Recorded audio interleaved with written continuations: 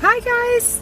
Happy Monday! Somebody asked me about the two witnesses on Saturday, so I spent the whole rest of the weekend studying with the Lord and decided to do a series on the two witnesses. I don't know how many parts it's going to be, maybe 3, maybe 4. We'll see what Holy Spirit does. So this is part 1. So when we jump to Revelation chapter 11, the very first thing that we see before the witnesses are introduced is John is given a reed and he's told to measure the temple. The angel tells him not to measure the outside court, the outer court, because the Gentiles are going to trample it for 42 months. Who are the Gentiles? It's the sinners. It's not non-Jews like we've been taught. Gentiles are actually the sinners, people who are not serving Yahweh. So the outer courts are where the sinners are. It is where Jesus drove out the money changers with the whip. So essentially the angel of the Lord is telling John to measure the people, who's inside with me and who's outside against me. So the next thing we see is that the witnesses are going to prophesy for 42 months. Well, who are they? It's the 2 olive branches and the 2 lampstands. Who are the 2 olive branches and the 2 lampstands? Well, we know from Zechariah 4 that the 2 olive branches are God's anointed ones. It's God's people before the church formed. It's all the Jews of the Old Testament, all the Hebrews that were serving Yahweh. Then Jesus came and he died and was buried and resurrected and poured out his Holy Spirit, which is the oil, and then we become lampstands. So the 2 witnesses are the Jews that have always served the Lord, and now the church who is serving the Lord. Even more interesting is that in Zechariah 4 it says that these olive trees from their olive branches actually drip oil into the lampstands. What would be the oil of the Old Testament saints? It's Torah. I believe this is what Jesus meant when he said we'll worship in spirit and truth. The 2 witnesses, part 3. So it says 2 olive trees and 2 lampstands, and then you're thinking, well, that's 4 witnesses, not 2. Well, we're both.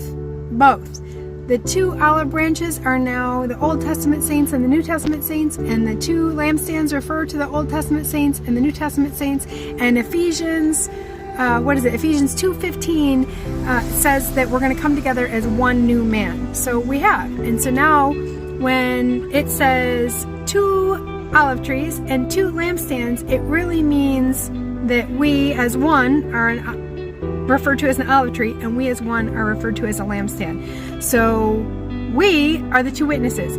I believe we, the saints of the Most High, are the 2 witnesses, and this goes so deep, so there's going to be more parts. But then next part we're going to jump into Revelation 13 that shows that the 2 witnesses mirror. Okay, the 2 witnesses, part 4. I got cut off in part 3. So we are going to look at Revelation 13 and see how Revelation 11, the 2 witnesses, mirror exactly what's happening to the saints in Revelation 13. So we see in 11 that the 2 witnesses are prophesying for 42 months, and then the beast rises up and makes war with them and overcomes them. We see in Revelation 13 that after 42 months, the beast rises up, makes war with the saints, and overcomes them.